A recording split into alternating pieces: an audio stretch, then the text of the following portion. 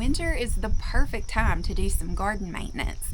And so let's go out to the garden and I'm going to talk you through some things you can do this winter to give yourself the gift of an easier spring when it becomes time to plant again.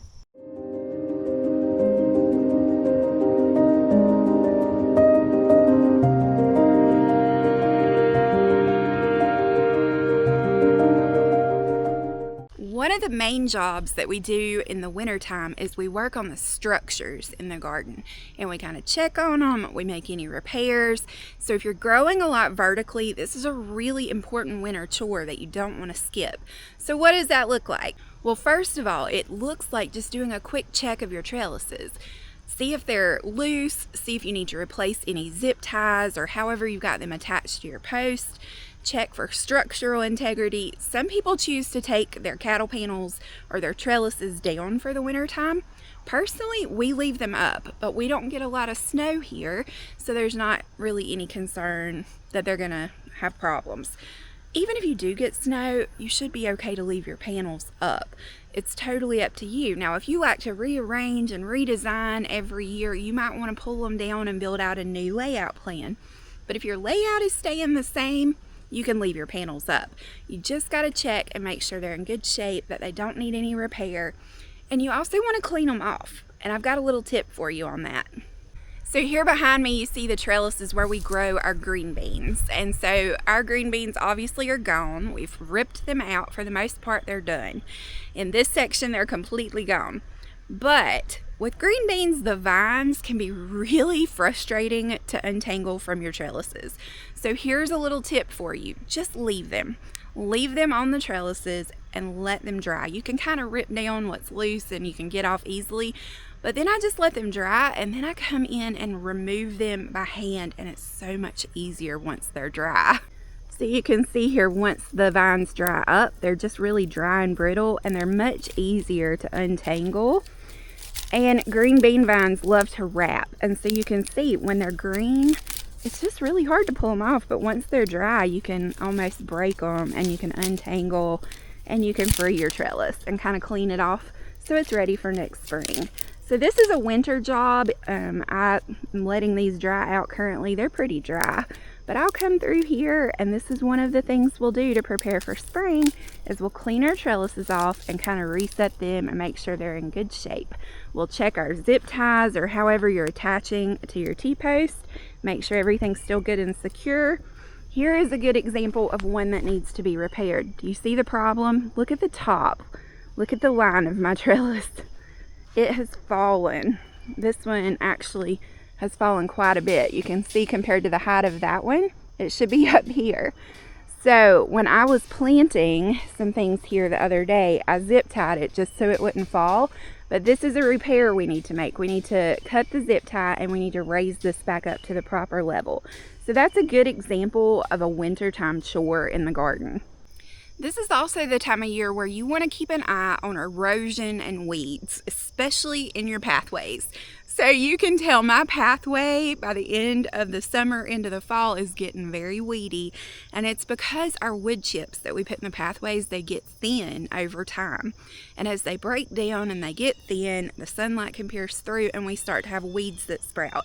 So one of our winter jobs is to replenish our pathways. And let me just give you a little spoiler. You see all the wood chips up there?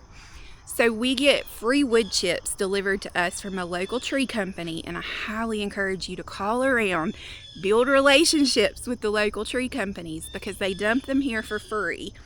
And when they bring them to me, I just have them dump them in a pile up there near the chickens, and we let them sit for 6 months. So they've already started to break down and lose some of their mass and be ready to go on the pathways. And it works so well, but you have to replenish it. So work on your pathways, add fresh mulch, add a new layer to suppress the weeds. Check and see if you've got any bare spots or low areas where maybe you've got water runoff that has eroded an area. For instance, let me show you right where I'm standing. Do you see this mess? This is volunteer bee balm, which is a wonderful herb, but I don't want it growing here. But it has taken off because this is a swampy area in my garden. This is where all the rain collects, and so it has just become a jungle. So we're going to need to come in here and pull all that out and add some soil and kind of address the water runoff issue here and redirect it a bit. Things like that you will notice when you're doing your winter checks. When you're checking structures, you're checking on your beds. Listen, if you're growing in raised beds, you even want to go so far as to check your beds themselves. Are they loose? Do you need to reinforce? Add a new screw on the corners. I mean, really check everything with great detail, because this is your time to get ready so that when spring comes in, you can add fresh compost and you can plant. You don't want to have to be building a garden in the spring. You want it ready and waiting on you. So use winter to your advantage. Also, I know this part isn't super glamorous, but don't forget the paperwork part of gardening. And if you're like, paperwork? I didn't know there was supposed to be paperwork. All I mean by that is keep a garden journal. Keep a notebook where you document each season what grew well, what struggled, what pests were you seeing most often, what kind of fungal problems did you experience. As you document that, this is your time to go back and read your notes and learn from them. Figure out what you want to do different next year. And good record keeping sometimes has to happen now as the season is winding down, when we're reflecting back and we're walking through and we're seeing the things that need to be changed. Get it on paper. Even if you don't have time to fix it today, put it on paper today so you can revisit it when you have time this winter. It's time to get practical, and we've got to figure out what steps you've got to take to actually accomplish this beautiful garden dream. And so let's talk through some action steps that you can start studying and really diving into over the winter to give you a head start on more abundance in the spring. So first, let's start by thinking about crop rotation. So look at where you placed your crops this year. What worked, what didn't, what could you switch around, rearrange? For instance, a perfect example of this is my tomatoes. So typically I grow tomatoes in my back garden where you just saw the green bean vines. This year I rotated and I put my tomatoes in the front and my beans in the back. So next year, I'm going to rotate them again, and we're going to switch it. And I'm going to put the tomatoes in the back and the green beans in the front. Now, we rotate crops for the sake of soil nourishment. Beans following tomatoes is always a great idea because beans fix the nitrogen in the soil that the tomatoes tend to use up. And so it's a natural way to regenerate your soil without adding fertilizer or amendments with careful crop rotation. Now, there are many different principles that you can use with this. There's lots of ways other than tomatoes and beans that you can use it. But do some research into crop rotation this winter and use that as you're making your plan for spring. All right, here's another thing I want you to be thinking about, and that is succession planting. Now, we've talked about this a little bit in the past, but I want you to dig in on it this winter. Download that Seed Time app that we've talked about and put in your zip code and the things you want to grow and let it generate some dates for you. And let's look at how far you can push the boundaries. How early can you plant? How late can you plant? And how many times can you plant so that you get the most food from your space?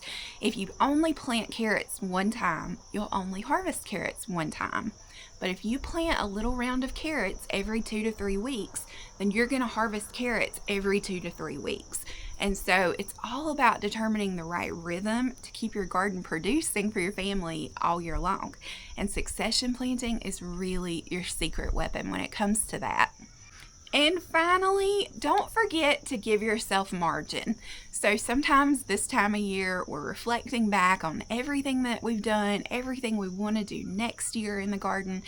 And it's really easy to build out a plan that is completely unachievable. So I want to encourage you to be realistic. If you are currently in a season of busy motherhood and you're taking care of, 4 or 5 little children, is it practical for you to plant a garden as big as you're thinking about planting? There is no shame in looking at that plan and saying, you know what? I'm not going to be able to maintain this. It's going to be great for a month and I'm going to fall apart. If that's the case, shrink your plan. Look at it and think about what you can really do in this season of life. And remember, it's fine to dream about what you're going to do down the road. There are things I want to grow and plant and do that I can't yet because of the season of life I'm in and the schedule that I keep. However, there will be a time someday in the future where I can dig in on those things. And so my garden journal is like the dream catchment system. So if I have an idea, even if I can't execute it yet, I put it in my garden journal. So I want to encourage you to dream, but I also want to encourage you to do it with realistic ideas of what you can accomplish and give yourself so much grace, because the fact that you're even sitting here watching this video today means you're showing up for your family, and you want this for your family. You want abundance, you want homegrown food, and you're doing all the right things. And so I just want to pause the lesson and tell you I'm so proud of you for putting in the work for your family, friend. I'm so proud of you.